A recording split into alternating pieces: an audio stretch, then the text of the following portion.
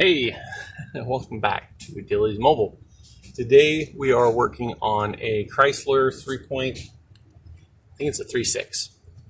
3.63, it's pretty close. Anyway, what we're doing is this engine had a tick. It's a fleet vehicle, so they have several of these. We had another one that developed a tick that was in another location. They transferred it down so I could look at it. And I think it was already a lot further than this one was. So when we heard this one start doing it, we decided to jump on this a little bit faster.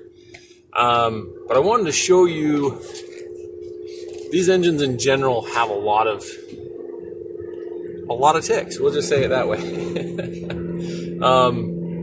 No, when I was initially doing the research on these, before I opened the engine, because I always try to figure out kind of an idea of what I'm looking at before I even get there.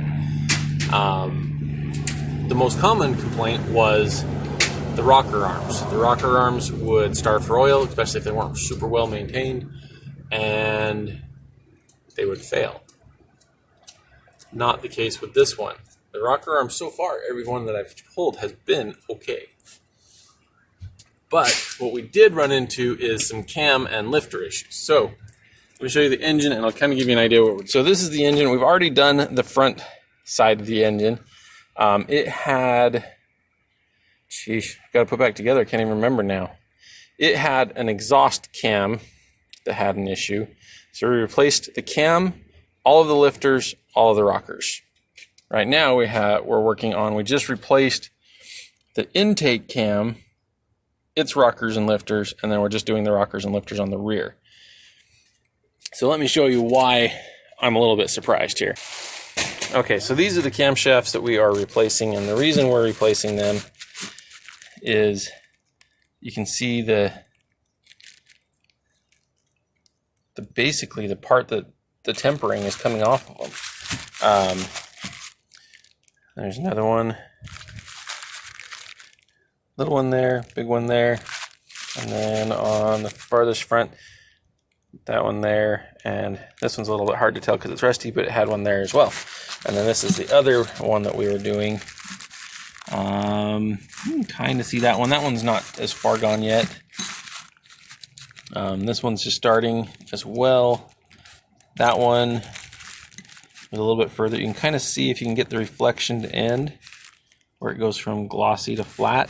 That was my indicator. And then same thing right there. And that one's actually just starting to be where you can feel it. So that was a surprise to me. The camshafts weren't the issue that I thought of, but when I called the dealer and they're like, oh yeah, we had those in stock. I was like, oh, there's your sign. If parts that you wouldn't think are needing to be replaced commonly are in stock, ready to go at the dealer, they've dealt with it a lot. The other issue that I thought was interesting, so the rocker, typically what happens is the roller bearing in these will wear out, or they'll seize and this will start to spin and it'll oblong that hole. And usually what happens is this, oh, you can even kind of see, this is one of the ones that was on one of those bad spots. But what usually happens is this edge and that edge will start to rub on the cam as that wheel basically sinks into the rocker.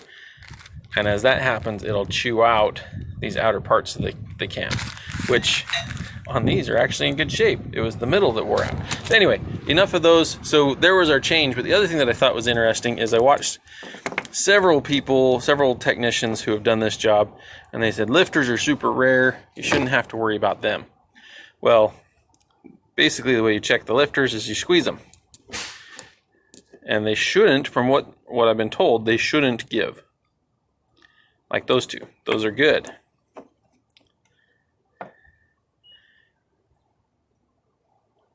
That one gives. It's hard to do through camera here. That one gives. And it's real easy. I'm not applying much pressure. Maybe just slightly more than you would your ballpoint pen. So this is the rearmost cam, the rear exhaust cam. Out of the 6, 2 or 4 are bad, depending on, I mean, if I was wrong and it's the ones that don't give are the ones that are bad. Either way, we're still running at least a 30% failure on one cam, and that's been pretty consistent across all of these. So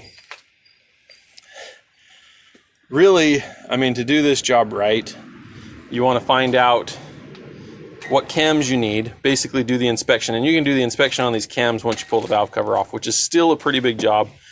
Inspect your cams, find out which ones are damaged, and then I would say, because you're already in there, replace all of them. It really isn't that much harder to do.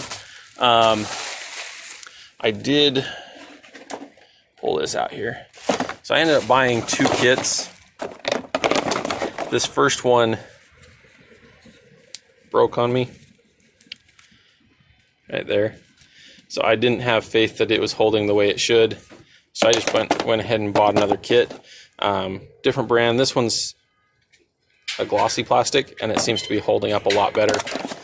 So I'll post a link to this one in the description. They're both about the same price. Not expensive. Amazon Prime, so they got here pretty quick. So mid-job, I ordered more. So there you go.